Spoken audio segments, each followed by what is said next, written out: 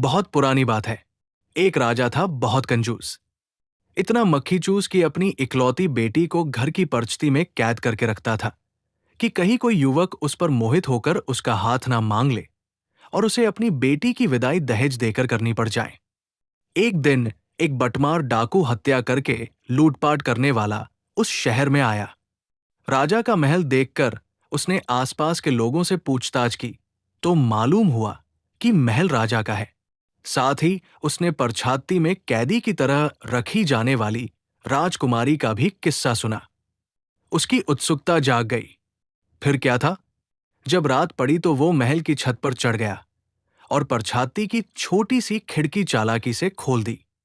राजकुमारी ने खुली खिड़की की चौखट पर एक आदमी का चेहरा देखा तो चीख पड़ी, चोर चोर पकड़ो पकड़ो। डाकू ने तेजी से खिड़की का पाट बंद किया और भाग गया। पहरेदार आए और बंद खिड़की को देखकर ये कहकर चले गए कि राजकुमारी जी आपको धोखा हुआ है, यहां कोई नहीं है। अगली सुबह उसने अपने पिता से पिछली रात की कहानी कह सुनाई। राजा बोला, हंस के, ये डर तेरा भ्रम है, महल मेरा किला है। यह किसमें दम है, ना चील फड़फड़ाए ना परिंदा झांक पाए। जो आएगा भीतर वही जान गंवाए, पर जिस डर को बेटी ने रोज बताया उसी अंधेरे में चुपचाप काल आया घमंड की ओट में। जो आंखें थी मूदी वहीं से चुपके आई विपदा बिन धूंधी। दूसरी रात को भी डाकू उसी समय छत पर आया और खिड़की खोलकर भीतर झांकने लगा। राजकुमारी चोर चोर चिल्लाई, पर आज भी डाकू भाग निकला। राजा ने अगली सुबह राजकुमारी की परछाती में न रहने की इच्छा फिर अनसुनी कर दी। तीसरी रात को राजकुमारी ने हिम्मत दिखलाई और शाम से ही खिड़की के पट लोहे की जंजीरों से बांध दिए। डाकू के आने के समय का अंदाजा लगाकर वो छुरा लेकर खिड़की पर मुस्तैद हो गई। आज फिर डाकू आया, खिड़की खोलने की कोशिश की। दो पटों की दरार में से किसी तरह अपना एक हाथ भीतर घुसा ही दिया और तभी राजकुमारी ने छुरे से वार कर उसका वो हाथ कलाई से काट दिया। डाकू चीखा, दुष्टा समझी क्या? ये बस एक हाथ गया, मेरा स्वाभिमान का तूने सर्वनाश किया। तेरी एक चोट ने जो मेरा लहू बहाया है, अब तेरी हर सांस पर छाया मेरा साया है। ना महल बचा पाएंगे ना पहरेदार। मैं आऊंगा बनकर तेरा अंत और आगाज फिर एक बार। तू सोचेगी तू बच गई, यही होगा तेरा भ्रम, क्योंकि मेरा बदला है समय से भी निर्मम। और छत पर से कूदता हुआ भाग निकला। अगले दिन राजकुमारी ने डाकू का कटा हाथ जब राजा को और राज दरबार में दिखाया, तब सब लोगों को राजकुमारी की बातों की सच्चाई का विश्वास हो गया और सभी ने राजकुमारी के साहस और बुद्धि की सराहना की। इस दिन के बाद उसे परछती में सोने से मुक्ति भी मिल गई। अभी कुछ ही समय बीता था कि एक बहुत सजीले आकर्षक अजनबी युवक ने राजा से भेंट करने का संदेशा भिजवाया।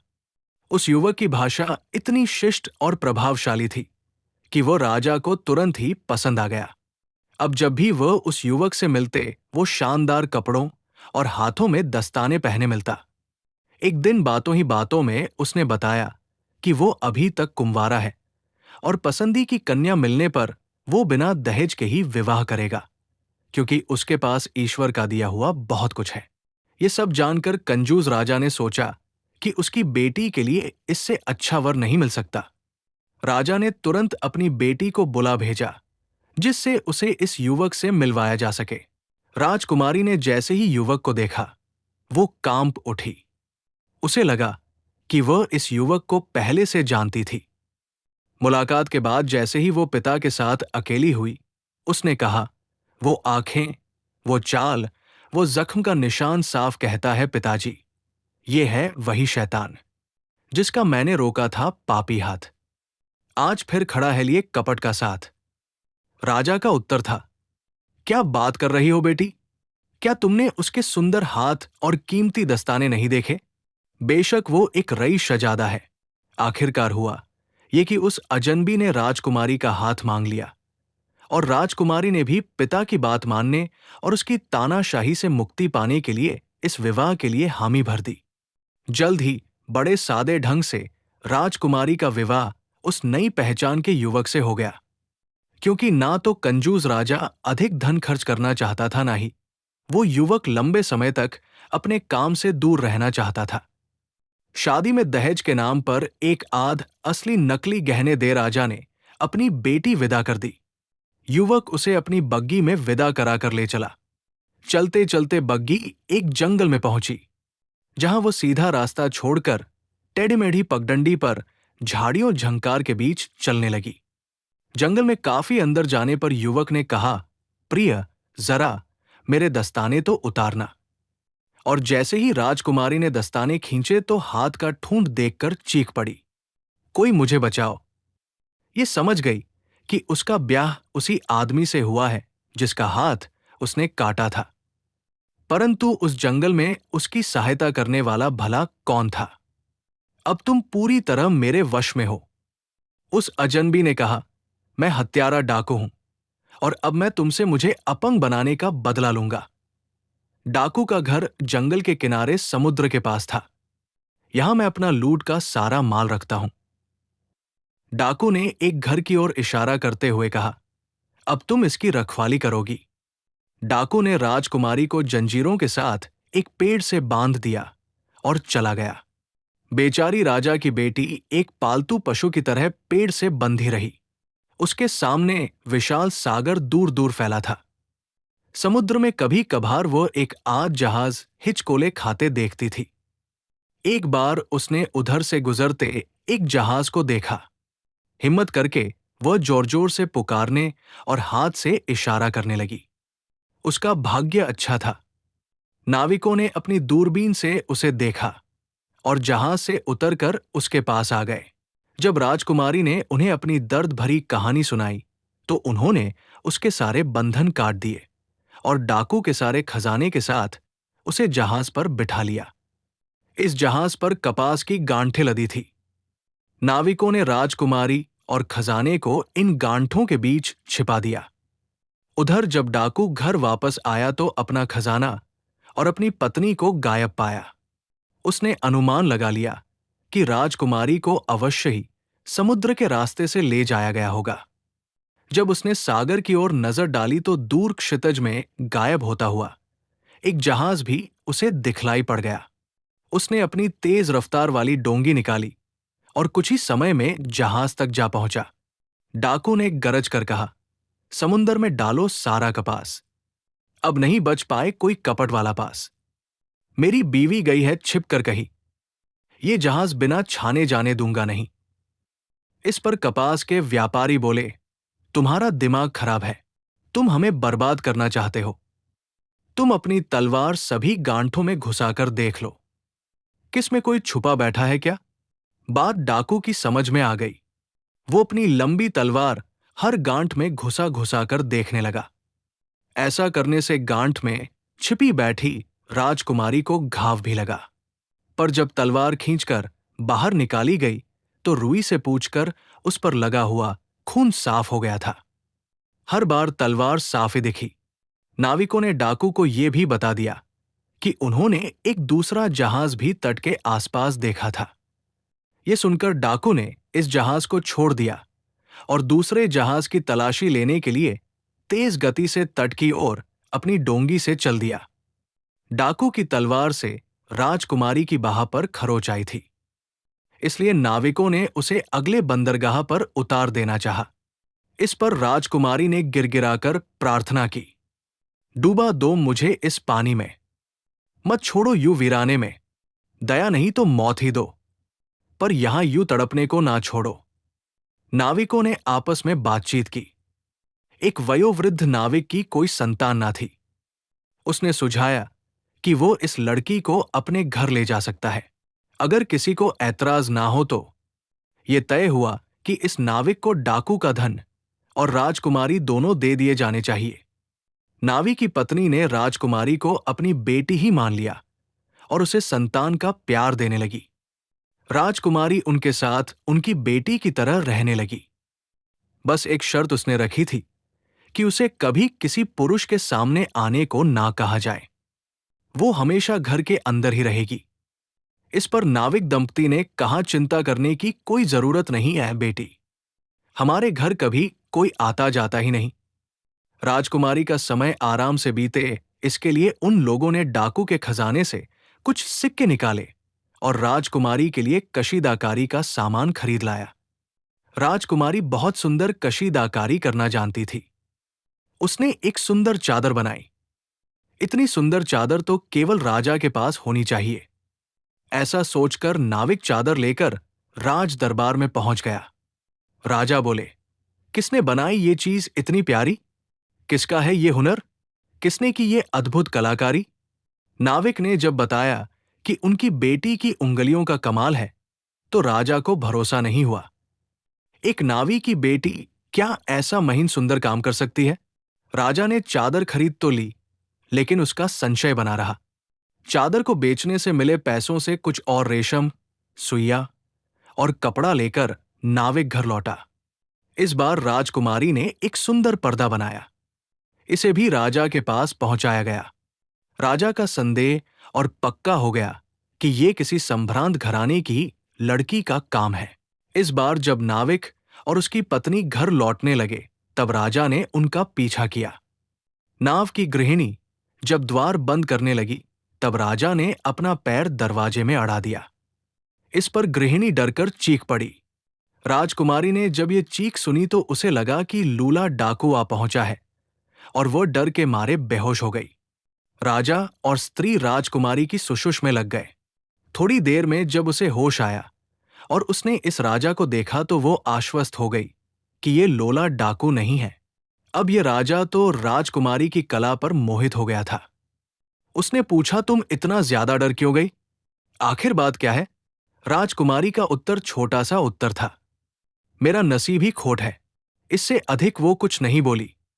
अगले दिन से राजा उस नावी की आज्ञा से उसके घर रोज पहुंचने लगा। वो राजकुमारी से बातें करता और उसे कशीदाकारी करते हुए देखता रहता। आखिर एक दिन उसने राजकुमारी के सामने विवाह का प्रस्ताव रख ही दिया। नाविक दंपति संकुचित हो उठे। हम तो गरीब लोग हैं मालिक। राजा बोला, इससे कोई फर्क नहीं पड़ता। मुझे आपकी लड़की बहुत पसंद है। राजकुमारी बोली, मैं तैयार हूं, लेकिन मेरी एक शर्त है। राजा ने पूछा, शर्त क्या है?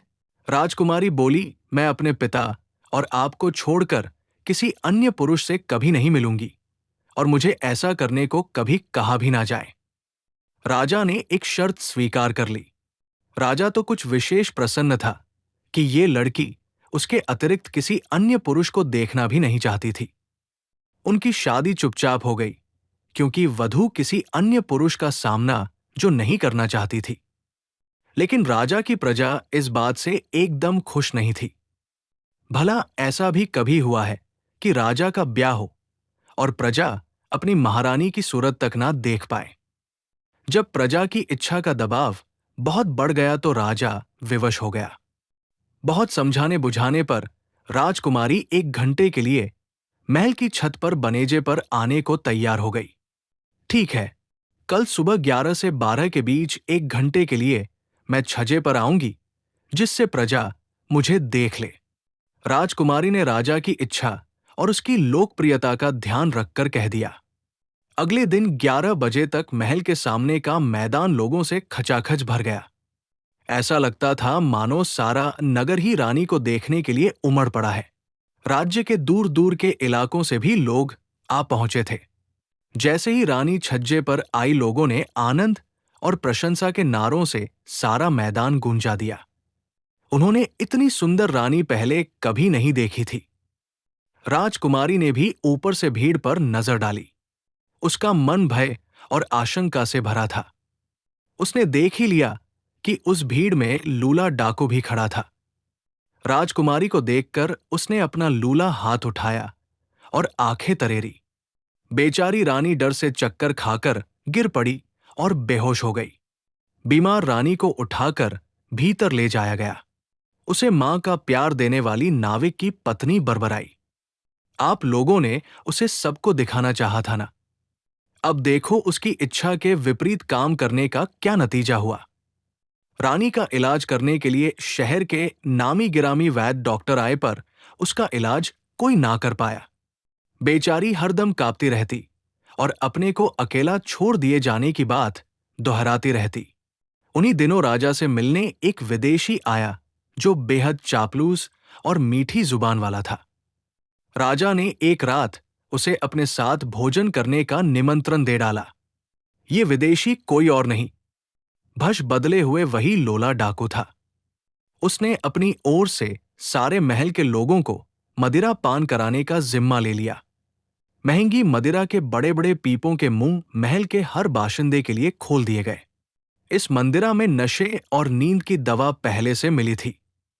दावत वाले दिन शाम से ही महल के दासी दास पहरेदार मंत्री दरबारी यहां तक कि राजा ने भी जमकर मदिरा पान किया और नशे में धुत होकर सो गए। जब महल में राजा के खर्राटे गूंजने लगे तो लूला डाकू दबे पैरों महल में घूमने लगा। सभी लोग चित पड़े थे। घूमते घूमते वो रानी के कमरे में जा पहुंचा। वहां उसने देखा कि रानी बेचारी अपने पलंग पर एक कोने में सिकुड़ी बैठी है और फटी फटी आंखों से उसे देख रही है। ऐसा लगता था मानो उसे पहले से ही मालूम था कि लूला डाकू वही आएगा। अब बदला लेने का मेरा समय आ गया है। लूला फुसफुसाया, उठो, एक तसले में पानी लेकर आओ जिसमें मैं तुम्हारा गला काटने के बाद अपने हाथों का खून धो सकूं।